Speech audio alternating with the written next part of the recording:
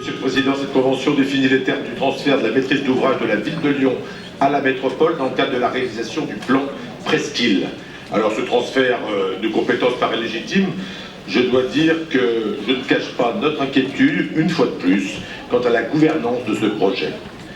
Du point de vue de la logique, de la courtoisie républicaine, mais surtout du respect de la démocratie élective, il aurait été légitime que sur un projet d'envergure, comme l'est celui du plan Presqu'île, les élus d'arrondissement apportent leur expertise d'usage à l'élaboration du cahier des charges et participent aux choix qui seront arrêtés.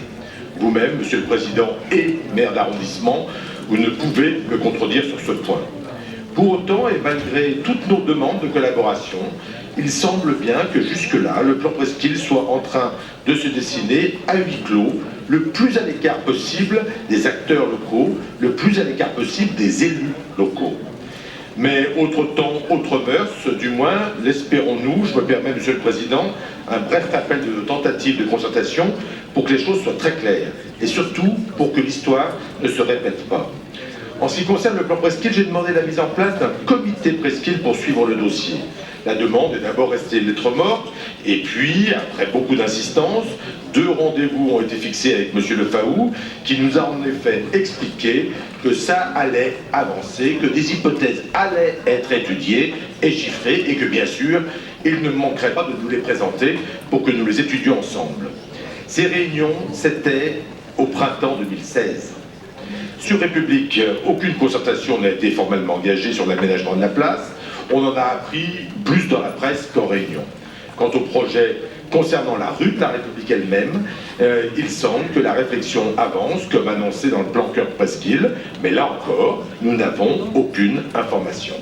Pour la rue Victor Hugo, nous attendons toujours la synthèse de la concertation organisée à grands frais avec un cabinet grenoblois en mairie du 2e arrondissement lors du précédent mandat. Il y avait eu des ateliers qui consultaient sur le même plan les élus d'arrondissement, les habitants, les commerçants, les conseils de quartier, les comités d'intérêt locaux, mais nous n'avons jamais eu la restitution de ces réunions qui ont été pourtant organisées il y a à peu près 4 ans. Des méthodes qu'on espère ne pas voir se renouveler sous votre règne, Monsieur le Président. Les résultats de cette synthèse ont-elles été pris en compte? Nous n'en savons rien. À aucun moment, nous n'avons eu accès aux études qui ont nécessairement été menées pour nourrir la réflexion des services et votre réflexion. Seule exception, la question de l'éclairage public, sur lequel nous travaillons plutôt bien avec la ville de Lyon, puisque nous avons eu plusieurs réunions et une meilleure collaboration, mais pour ce qui est à la charge de la métropole, à savoir la ventilation budgétaire, et surtout le projet, c'était silence radio. Jusqu'à la présentation de cette délibération, il y a quelques jours en commission, dans laquelle apparaît pour la première fois une répartition financière plus précise de l'enveloppe globale Cœur Presqu'île. Une délibération que nous avons découverte en commission urbanisme.